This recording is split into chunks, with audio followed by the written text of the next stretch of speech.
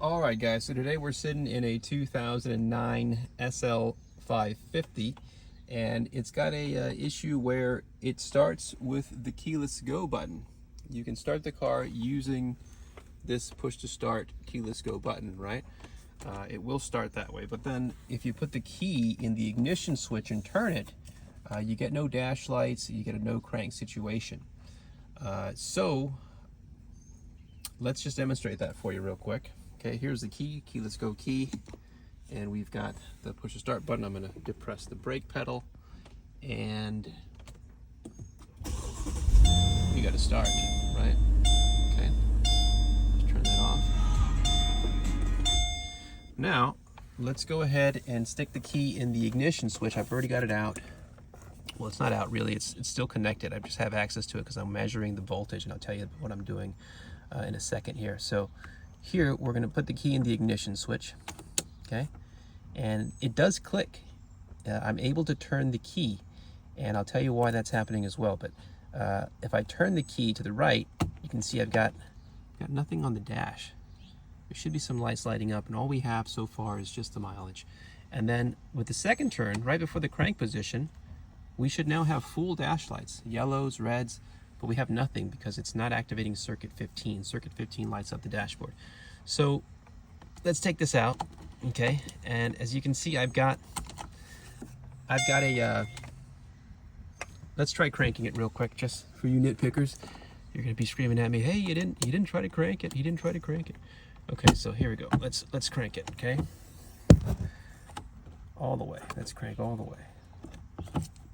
And there's the crank. And we got nothing, okay? Nothing, no crank.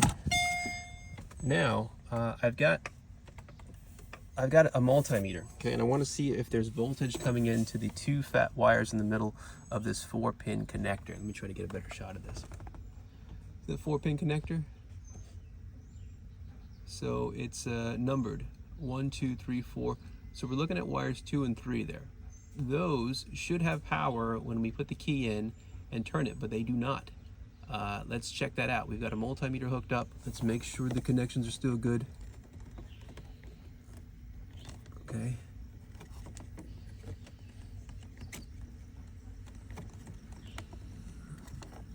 Okay, so now you can see we're showing 0 voltage. Now when I put the key in, it should register battery power because these wires are hooked up to circuit 30, okay? Which should always show battery power. So we got to click. I'm going to turn it. Let me turn it here.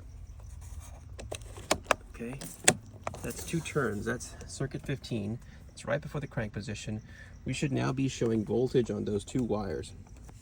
But with the multimeter here, you can see we've got no voltage, nothing, right? No dash lights, okay? So if we had voltage here, we should have dash lights, but we don't. So this makes sense, no voltage on those 2 wires. So we look at a wire diagram and we see that these 2 wires are powered by circuit 30, and that's powered by an 80 amp fuse under the passenger footwell. All right guys, so we have taken out the mat, the foam, the metal plate, and the amplifier. All right, so here we are, the fuses, okay? This is what the fuse box looks like. It's opened from the back side here.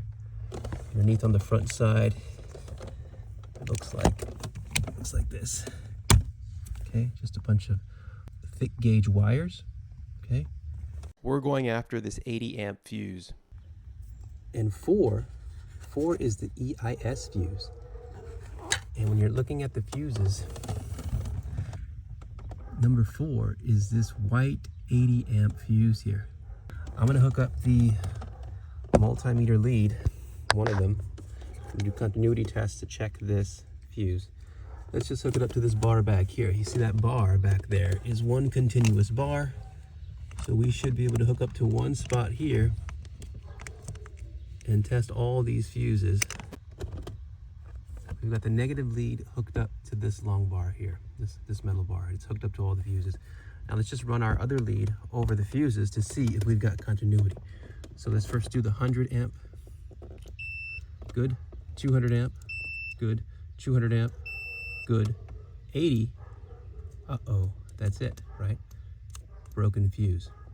That's why we don't have power at our EIS. That's why it only starts with keyless go. Doesn't start when you put the key in the ignition switch and turn it. Let's check these other two. Good. And this last 40. Good. Okay, so we're gonna go pick up a 80 amp fuse, replace this fuse, and zip this up, and this job is done.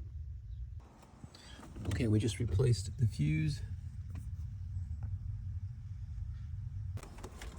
All right, so we got that 80 amp fuse replaced. Everything's all nice and tidy here. And we are gonna just stick the key in and make sure we have power. So here's our switch.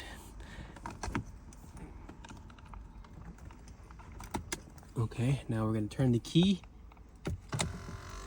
And what do you know? We've got circuit 15R and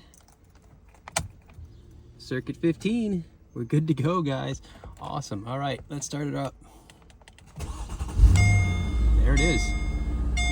Back up and running again. Perfect. Okay, let me just turn this off.